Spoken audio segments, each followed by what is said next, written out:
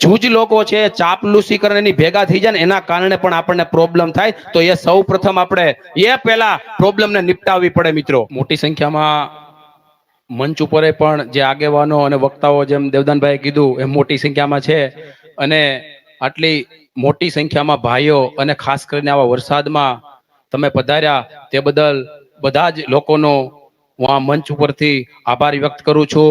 અને બાબા સાહેબે જેમ આપણી માટે સંઘર્ષ કર્યો તો આપણે 1 કલાક બેસવાથી કોઈ આપણે તકલીફ નહીં થઈ જાય. એટલે પેલા તો ટટાર થઈને એકવાર જોરદાર જય ભીમ નો નારો થઈ જાય, જય ભીમ. મિત્રો, જેમ આપણે આંદોલન કેમ કરવું પડે છે વારે વારે, અને આંદોલન કર્યા પછી આપણે સફળતા એમાં થશું કે નહીં એની પણ વાટ જોવી પડે છે મિત્રો. જેમ જ્યારે કોઈ ઘટના બને અને તંત્ર દ્વારા તાબડતોબ પોલીસને ગોઠવી દે, જેમ કે આપણે યાર અત્યારે પોલીસ મોટી સંખ્યામાં છે એમ ગોઠવી દે, એમ તંત્ર આપણને ન્યાય કેમ નથી આપતું મિત્રો? આપણે ન્યાય માટે વલખા કેમ મારવા પડે છે મિત્રો? કેટલા કાંડ ગણાવ્યા, એમાં દેવજીભાઈ જે વકીલ હતા એનું કાંડ, અમરાભાઈ નું કાંડ, અમારી અમરેલી નજીક વરસડા કાંડ કે સરપંચ દરજાના વ્યક્તિને પણ એની પણ હત્યા થઈ ગઈ. તો મિત્રો આવું કેમ? એ ક્યાંક ને ક્યાંક સાથી મિત્રે વાત કરી કે આપણે ક્યાંક ને ક્યાંક જે જૂજ લોકો છે ચાપલુસી કરીને એની ભેગા થઈ જાય ને એના કારણે પણ આપણને પ્રોબ્લેમ થાય. તો એ સૌ પ્રથમ આપણે એ પહેલા પ્રોબ્લેમને નિપટાવવી પડે મિત્રો. અને અનામતની હું વાત કરું તો જે આપણને અનામતની વ્યવસ્થા છે એ કોઈ પણ પક્ષમાંથી અત્યારે માનો કે 11 ધારાસભ્ય છે, કોઈ બહાર નીકળીને બોલતું નથી ભાઈ.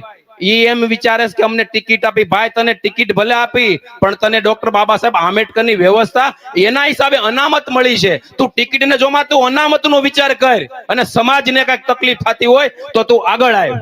પણ આવતા નથી, એ પણ તકલીફ છે.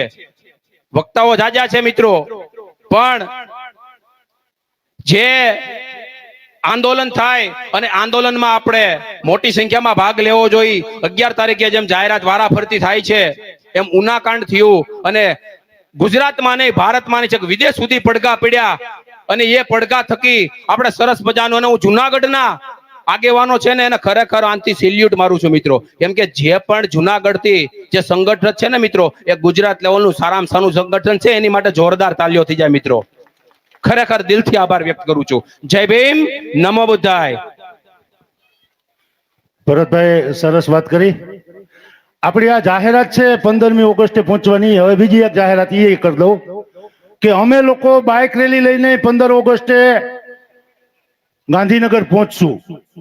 ગણેશ ગોંડલના કેસમાં 120B દાખલ નહીં થાય, ગુજસી કોર્ટનો ઉમેરો નહીં થાય, સરકાર સ્પેશિયલ પીપી નહીં આપે, અને ફાસ્ટ ટ્રેક કોર્ટમાં કેસ ચલાવવાની સરકાર મંજૂરી નહીં આપે.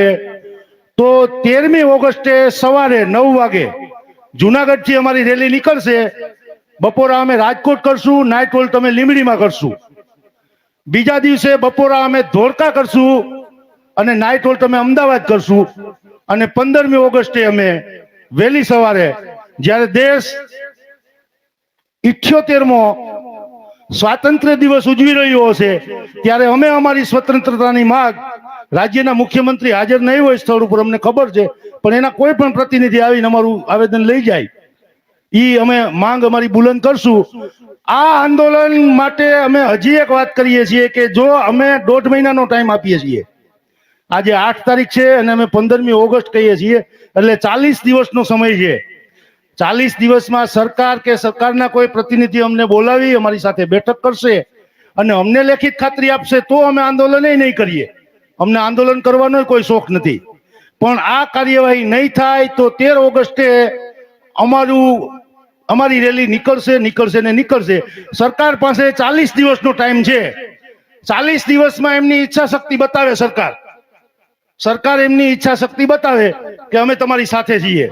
બરાબર. હવે હું માધુભાઈ બગડાને વિનંતી કરીશ, અમારા સિનિયર આગેવાન છે અને વર્ષોથી બામસેપમાં કામ કર્યું છે, અને આજે મને નજરમાં આવી ગયા છે એટલે માધુભાઈને વિનંતી કરું. માધુભાઈ બગડા. વિશ્વ શાંતિના દૂત તથાગત ગૌતમ બુદ્ધ, મહામાનવ, મહામસીહા, મહિલાઓના ઉદ્ધારક ડોક્ટર બાબા સાહેબ આંબેડકર, આ વેદનાઓને વાચા આપવા શેઠ મુંબઈથી આપણી વચ્ચે હાજર રહેલા છે એવા ડૉક્ટર બાબા સાહેબ આંબેડકરના પ્રપુત્ર ભીમરાવ યશવંતરાવ આંબેડકર, સાથે આપણા આ મંચ ઉપર બેઠેલા આ બધા વીર યોદ્ધાઓ કે જે અમારે રાજુભાઈ અને લાખાભાઈ પરમાર જે વીર યોદ્ધા એક હતા અમારે, એ જુનાગઢમાંથી વયા ગયા છે. આજની રણક ગાંધીનગર સુધી સંભળાતી હતી. એમ એવા રાજુભાઈ સોલંકી પણ સમાજના એક લડાકુ નેતા છે. એના દીકરાઓ માટે જે અત્યાચાર થયો છે એના અનુસંધાનમાં આજે એને લડત ઉપાડી છે અને એ લડતને આ સમાજે ટેકો આપ્યો છે અને આ સમાજ એની સાથે જે આંદોલન થશે ત્યાં સુધી સાથે રહેશે. અમે તો છેલ્લા 40-45 વર્ષથી આ સમાજની વ્યથા લડવૈયાઓ છે. એ આ દેવદાનભાઈ મુછડિયા જેવા આજે ડીએસપી ઓફિસની અંદર જઈને એમ કીધું હતું કે ભાઈ જે 3 કરોડના ભ્રષ્ટાચારની અંદર સામેલ છે એની સામે તમે એફઆઈઆર નથી કરતા, એસપી સાહેબને કીધું. એટલે સમાજની અંદર લડનારા હશે તો જ સમાજનો ઉદ્ધાર થશે. વાત તો ઘણી કેવી છે. આજે મહિલાઓ જે અહીં બેઠી છે એ બાબા સાહેબને કારણે બેઠી છે. આજે એસપી, ડીએસપી, કલેક્ટર, મંત્રી, મહામંત્રી જે બનીને બેઠી છે એ બાબા સાહેબને કારણે છે. તો બાબા સાહેબ આંબેડકરે જ્યારે આપણે તમને હક અને અધિકાર આપ્યો છે તો આજે આપણે લીલા પીળા ફરી છીએ. તો બહેનોએ બાબા સાહેબનું ઋણ ન ચૂકવવું જોઈએ. આજે અમારે અહીંયા કરુણા મહિલા મંડળની બહેનો પણ આવી છે.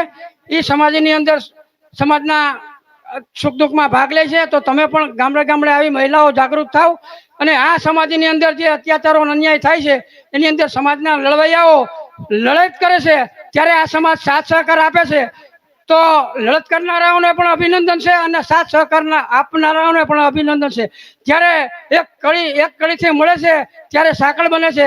આવી સાંકળ આજે બની ગઈ છે અને દેવદાનભાઈ મુછડિયાએ જે જાહેરાત કરી છે, રાજુભાઈએ જે જાહેરાત કરી છે ગાંધીનગર જવાની, એની અંદર પણ તમે આ સાથ અને સહકાર આપીને આપણી લડતને ટેકો આપો એવી વિનંતી કરું છું. જય ભીમ, નમો બુદ્ધાય.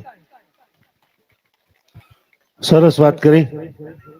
હવે હું જયંતિભાઈ રાઠોડને વિનંતી કરીશ, ગોંડલથી આવેલા જયંતિભાઈ.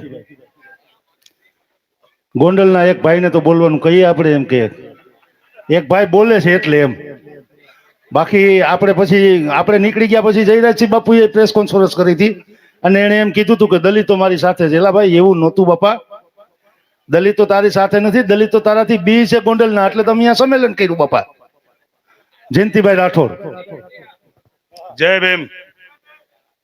પહેલા હું ગોંડલમાં જ રહ્યો છું. 2 વાર તાલુકામાં છૂટાઈ ગયો હતો.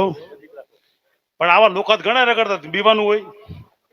અને મહેતા ખંભારી મારું ગામ છે, રોડ ટચ મકાન છે, અને જે દી હિસાબ પડે દરવાજો ખોલાવે. અને તમે એવું ન માનતા કે આ લોકો તેમ બીવી છે. તે દી મેં એ ભાષણ કર્યું હતું, આજે હું એ ભાષણ કરું છું. જિંદગી દીધી હોય એટલું જીવવાનું છે, ડરતા નહીં. હું એક મજૂરનો દીકરો હતો, મેં 5 રૂપિયા મજૂરી કરી છે. આજે તમારા પ્રતાપે થોડોક પગભર જવું. પણ એક મારી વાત છે કે એટ્રોસિટી કરતા નહીં, કરો તો પાછું સમાધાન કરતા નહીં. આ સમાજ તમને સ્વીકારશે નહીં. સમજી લેજો, આ સમાજ તમને સ્વીકારશે નહીં. એટ્રોસિટી હાલે આપણે પૈસા લેવા માટે નથી કરતા. આપણે શાંતિ નથી લેવા દેતા, શાંતિથી હોવા નથી દેતા. અને જુનાગઢ હુતા હતા ન્યા ઉઠાડવા ગયા હતા ભાઈ. અને એમાં એને ખબર નહોતી કે જુનાગઢમાં તો સિંહ બહુ છે, દલિતોમાં હોતે એને એમાં તો ગોંડલમાં એક જ છે. એટલે પેલા કાંઈ ડરવા નથી. જય ભીમ. વાહ જયંતિભાઈ વાહ.